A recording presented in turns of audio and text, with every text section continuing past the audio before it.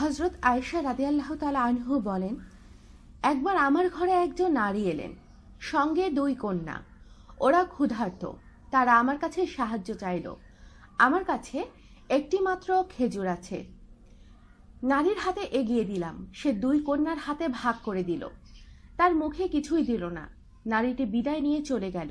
এমন সময় আল্লাহর রাসূল সাল্লাল্লাহু আলাইহি সাল্লাম ঘরে আসলেন। আমি ঘটনাটা নবীজি সাল্লাল্লাহু আলাইহি সাল্লামের কাছে বললাম। তিনি বললেন যে মা বাবা কন্যার ব্যাপারে সমস্যার সম্মুখীন হয় এবং তাদের সঙ্গে উত্তম আচরণ করে, বিচারের দিবসে এই কন্যাগণই তার জন্য জাহান্নামের আগুনের অন্তরায় হবে। মহানবী সাল্লাল্লাহু আলাইহি সাল্লাম আরো বলেছেন, যার কন্যার সন্তান আছে সে কন্যাকে জীবিত কবর দেয়নি, কন্যাকে দিনহীন ও লাঞ্ছিত করেও রাখেনি, আল্লাহ তাকে জান্নাতে স্থান দেবেন। মহানবী সাল্লাল্লাহু আলাইহি সাল্লাম আরো বলেন, যে বাবার 3টি কন্যা আছে, এজন্য সে যদি সবর করে এবং নিজের সামর্থ্য অনুযায়ী তাদের ভালো কাপড় পরায়, তাহলে তারা তার জন্য জাহান্নামের আগুন থেকে রক্ষা পাওয়ার উপায় হবে।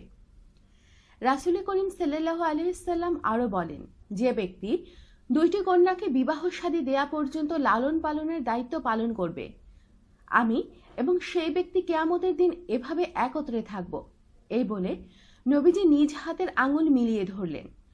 হযরত আয়েশা রাদিয়াল্লাহু তাআলা আনহু সূত্রে বর্ণিত হয়েছে, রাসূল সাল্লাল্লাহু আলাইহি সাল্লাম বলেন, এমন স্ত্রী উত্তম ও বরকতময় যার মোহরের পরিমাণ কম। এমন মেয়ে উত্তম এবং বরকতময় যার প্রথম সন্তান মেয়ে।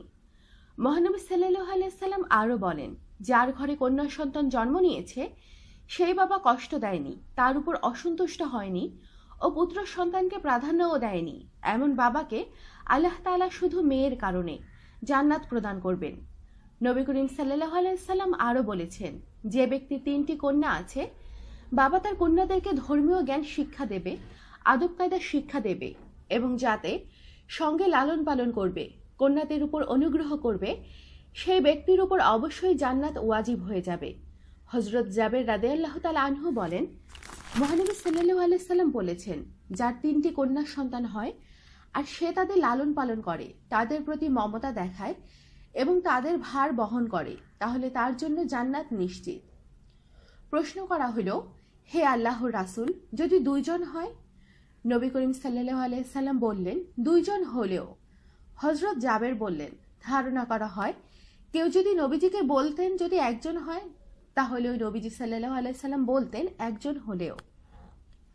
আমাদের সাথেই থাকুন, সাবস্ক্রাইব করুন।